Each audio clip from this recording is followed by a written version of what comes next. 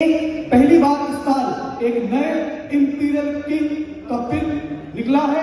2016 के बाद से फर्स्ट इंपीरियल किंग जो बने हैं वो है मिस्टर विकास घोष। एक बार जोरदार तालियों से स्वागत किया जाए विकास घोष का। और जब मैं कहता हूं जोरदार तो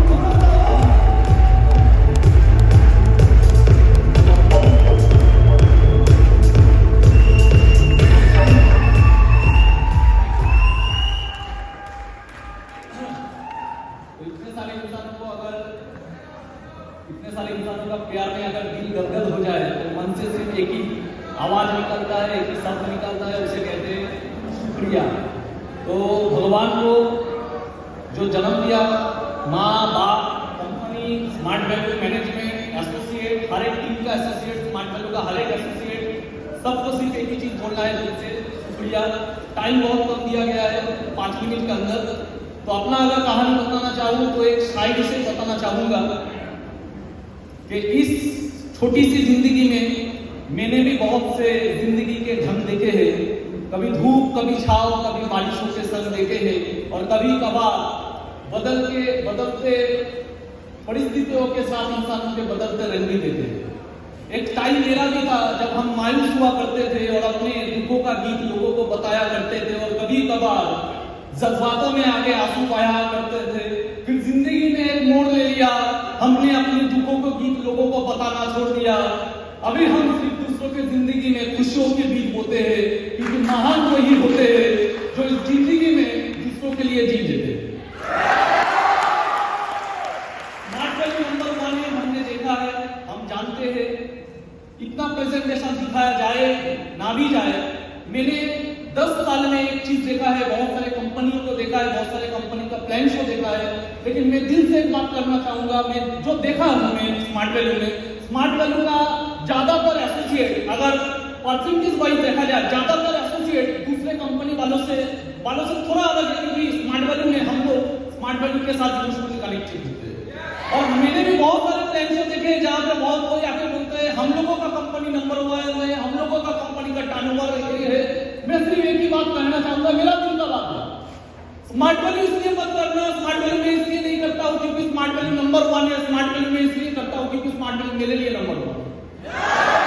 हम अपनी मम्मी को इसलिए प्यार नहीं करते क्योंकि वो दुनिया भर में सबसे नंबर 1 रैंकिंग में आता है। हम अपनी मम्मी को इसलिए प्यार करते हैं क्योंकि उन्होंने मुझे बनाया है। स्मार्ट वैल्यू हमको बनाया है। अगर मेरे को मार्केटिंग समझ में आया है तो स्मार्ट वैल्यू की वजह से समझ में, अगर कुछ बोल पाते हैं तो स्मार्ट वैल्यू की वजह से बोल पाते हैं। गद्दारी कभी करना नहीं है, क्योंकि इस दुनिया में किसी भी जंग पर आपको जीतना है तो एक ही चीज से जीतना होगा, वो है धर्म का रास्ता। एक दफा एक मैसेज जो हर एक इंसान के लिए जरूरत है। एक दफा महाभारत के युद्ध में कर्ण के साथ कृष्ण का संवाद हुआ। वहां पे कर्ण जब रोते हुए कृष्ण को बोलता है कि क्यों आज मुझे दंडित किया जा रहा है, तब कृष्ण बोलता है कि तुमने अधर्म किया कर्ण, इतना समर्थ होते हुए भी तुमने अधर्म किया है। तब कर्ण कृष्ण से बोलता है कि मेरी मम्मी ने मुझे उसी वक्त छोड़ दिया जब मैं पैदा हुआ। इसमें मेरी क्या गलती थी कि मैं एक नाजायज बच्चे के रूप में पैदा हुआ था। मुझे शिक्षा नहीं मिली क्योंकि मैं शूद्र के घर में पैदा हुआ। मुझे कभी शिक्षा नहीं दिया गया, समाज में ठुकराया, अपमान किया। गुरु द्रोण ने मुझे शिक्षा नहीं दी क्योंकि मैं क्षत्रिय नहीं था। मुझे शिक्षा लेने के लिए झूठ का सहारा लेना पड़ा, लेकिन वहां पे भी मुझे विषम लेवल का विश्वास मिला परशुराम से। आप बताओ राधा, इसमें मेरी क्या गलती थी? मेरी माँ ने भी मुझे उसी समय आके सच बताया जब उन्हें बाकी बच्चों को बचाना था, मुझे नहीं बचाना था। आज मुझे जो कुछ भी मिला सिर्फ दुर्योधन के कारण मिला। अगर मैं दुर्योधन के साथ हूं तो मैं कहां गलत हूं, मैं कहां अधर्मी हूं? तो भगवान कृष्ण उसको बताता है जिंदगी किसी का गुलाबों के फूलों से सजा नहीं होता, हर किसी के जिंदगी में चुनौतियां होती है। मैंने कारागार में पैदा हुआ, कारागार में पैदा होने से पहले मुझे मारने की कोशिश किया गया। मैंने भी अपने माँ बाप को छोड़ना पड़ा। तुम तो उस लड़की से शादी किए जिसको तुम चाहते थे, मैं जिसको चाहता था उससे मेरा मिलाप नहीं हुआ। मुझे तो सिर्फ वही मिली जो मुझे चाहती थी, या तो जिसको मैंने राक्षस से बताया। तुम्हें तो धनुर्विद्या मिली, मुझे ना विद्या मिली, ना सेना मिला, ना राजत्व मिला। मुझे कुछ नहीं मिला। सिर्फ क्या मिला? जन्म के बाद ही मुझे सिर्फ मिला एक झुंड गाय और गोबर। मुझे कुछ नहीं था। आज अगर कौरव जीत गए तो कर्ण मुझे जगह अगर पांडव जीतता है, सिर्फ मिलेगा युद्ध, सिर्फ मिलेगा लांछन, सिर्फ मिलेगा अपमान और सिर्फ मिलेगा अभिशाप। किसी का जिंदगी गुलाबों से फूलों से जैसा नहीं होता, हर किसी के जिंदगी में चुनौतियां होती है। युधिष्ठिर के जिंदगी में भी चुनौतियां था, दुर्योधन के जिंदगी में भी चुनौतियां थे, सबके जिंदगी में चुनौतियां होती है। लेकिन इससे कुछ फर्क नहीं पड़ता आपके साथ कितने अनुचितताएं हुई, कितना अपमान हुए, कितना बार वंचित किए गए, इससे कुछ फर्क नहीं पड़ता। फर्क चीज एक ही चीज से पड़ता है, आपने क्या किया। आप सही थे, आप सही थे कि नहीं, आपने धर्म का साथ दिया कि नहीं। जो धर्म के साथ रहेगा वही एंड तक जीतेगा। ये जीवन एक कुरुक्षेत्र है, एक जीवन एक कुरुक्षेत्र है। युद्ध में जो सच्चा रहेगा, आपके साथ आपके सीनियर ने क्या किया, कुछ फर्क नहीं पड़ता। आपका बिजनेस में कितना दिन हुआ, कुछ फर्क नहीं पड़ता। आपको सम्मान मिला कि नहीं, कुछ फर्क नहीं पड़ता। पहला साल, दूसरा साल, तीसरा साल, चौथा साल, पांचवा साल, हम लोगों ने सिर्फ रिकॉग्निशन पे जाके ताली मारा, पिन नहीं मिला। लेकिन सपना क्या था, सपना था स्मार्ट वैल्यू का लीडर के देख के सपना पैदा हुआ कि एक अलग जिंदगी है, हम जहां पे खड़े होंगे बाकी लीडर एक तरफ, हम एक तरफ, ऐसा एक सपना था। लेकिन दिन गुजरता गया, साल गुजरते गए, तब अंदर से टूटते गए। तब एक समय आया भगवान से बात किया कि शायद मुझे वो जिंदगी नहीं मिलेगा, शायद मुझे वो पहचान नहीं मिलेगा, शायद मुझे कोई पहचानेगा नहीं, शायद मैं कभी प्राउड बन नहीं पाऊंगा। तब दिल से ही आवाज आया कि कोई कुछ नहीं चाहिए, कोई मुझे पहचाने ना पहचाने, मैं करोड़पति बनूं ना बनूं, स्मार्ट वैल्यू में खो जाओ, कुछ फर्क नहीं पड़ता।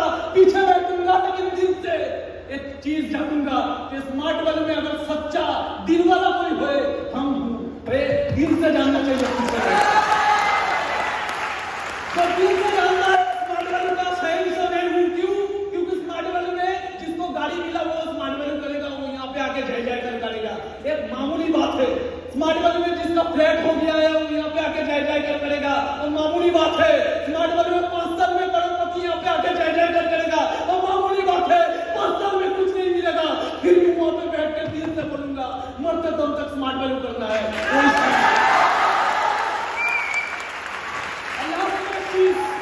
जिंदगी में स्मार्ट वैल्यू मिल जाए, जिंदगी में हम स्मार्ट वैल्यू के साथ कनेक्टेड हो जाओ, सब कुछ सही है। मैं स्मार्ट वैल्यू इसलिए नहीं करता क्योंकि मैं स्मार्ट वैल्यू नंबर 1 लिस्ट में है। मैं स्मार्ट वैल्यू इसलिए करता हूं क्योंकि स्मार्ट वैल्यू मेरे लिए नंबर 1 है। कोई आके मुझे अपने एंशो दिखाता है और बोलता है स्मार्ट वैल्यू से बड़ा कंपनी हम लोगों का है। हो सकता है भाई, वो तेरे लिए बड़ा कंपनी है, मैं भी सेलिब्रेट करता हूं, लेकिन मेरे लिए मेरा स्मार्ट वैल्यू है। एक बार ध्यानचंद को तानाशाह ने पूछा, मैंने ट्रेनिंग में सुना था, एक बार ध्यानचंद हॉकी का मास्टर, उसको तानाशाह ने पूछा कि तुम्हारे देश ने तुम्हें क्या दिया, आज भी सूबेदार हो, हम लोगों का देश से आके खेलो, कहां से कहां पहुंचा दूंगा। जब देश का सवाल आया तब ध्यानचंद ने बोला, अगर देश का सवाल आया, अगर खेलना ही है, मैं अपने देश से खेलूंगा, क्योंकि मेरा देश का जिम्मेदारी नहीं है मुझे आगे बढ़ाना, मेरा जिम्मेदारी है मेरा देश को आगे बढ़ाना। कितना बढ़ाना है, हो सकता है कर दिया है, करोड़पति निकल गया है और भी निकलेगा। स्मार्ट वैल्यू का काम नहीं है मुझे आगे बढ़ाना, मेरा काम है ऑल ओवर इंडिया में स्मार्ट वैल्यू का और इस देश में एक चीज चाहिए, अर्जुन तो आपको होना होगा, धनुर्विद्या तो आपको सीखना होगा, धर्म के रास्ते पे तो आपको जाना होगा, लेकिन सब मिल गया। एक चीज अगर नहीं चुनोगे तो मर जाओगे। वो चीज है क्या? एक इंसान जो आपसे भी ऊपर है। इस दुनिया में इतिहास बोलता है एक इंसान होना चाहिए जो आपसे भी ऊपर है। एक बार माता लक्ष्मी ने नारायण से पूछा, भगवान आपके दिल के आधे भाग में शंकर जी है और आधे भाग में मैं हूं। तो तब नारायण बोलता है, देवी मेरे हृदय के आधे भाग में शंकर जी है और आधे भाग में आप भी हो। तब माता लक्ष्मी कहते हैं, मैं भी हूं, इसका मतलब और कोई है? बोला हाँ, कौन? मेरा भक्त। एक तरफ मेरा गुरु, एक तरफ मेरा भक्त, एक तरफ मेरा भक्त के साथ मेरा फैमिली और देवी लक्ष्मी आप। स्मार्ट वैल्यू में भी खो मत जाना। दिल के एक अंदर में रखना अपने गुरु को और एक अंदर में रखना अपने टीम को और अपना पत्नी को, अपना प्यार को, अपने परिवार को, लेकिन एक तरफ रखना भगवान विष्णु भी रखता है, एक तरफ रखता है अपने गुरु को, एक तरफ रखता है। या तो इस मन में गुरु होगा, या तो इस मन में गुरु होगा, क्योंकि मन भटकाता है, मन उलझा हुआ है, इस मन में विवाद है, इस मन में द्वंद्व है, इस मन मायावी है। इसलिए कहते हैं इस मन में है द्वंद्व और इस मन में ही युद्ध है। इस मन में है द्वंद्व, इस मन में ही युद्ध है। युद्ध मतलब समझ रहे हैं? तो हम लोग कभी कभी फोकस हो जाते हैं, कभी कभी डिफोकस हो जाते हैं। इस मन में ही द्वंद्व है, इस मन में ही युद्ध है। और इस मन को चाहिए कौन? इस मन को चाहिए गुरु। इस मन में ही द्रोणाचार्य है, इस मन में ही कौन है? कृष्ण। इस मन ही कौन है? दुर्योधन। इस मन ही कौन है? पार्थ। और इस युद्ध में आपको समझना है क्या चीज है? यथार्थ। इस युद्ध में अगर आपको जीतना है तो आपको यथार्थ काम करना पड़ेगा। यथार्थ मतलब जो बंगाली में कहते हैं यथार्थ। यथार्थ माने की क्या करते हैं?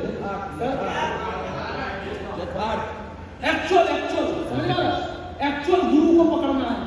अगर आप एक्चुअल गुरु को ना पकड़ पाएंगे तो आप भटके जाएंगे। एक तो गुरु चाहिए।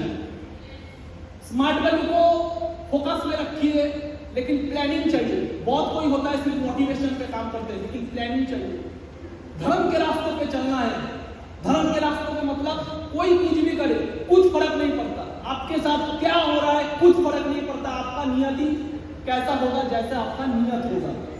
और नियत को नियत का अगर सही रखना है तो एक गुरु चाहिए। समझ में आ रहा है? Thank you. Thank you so much.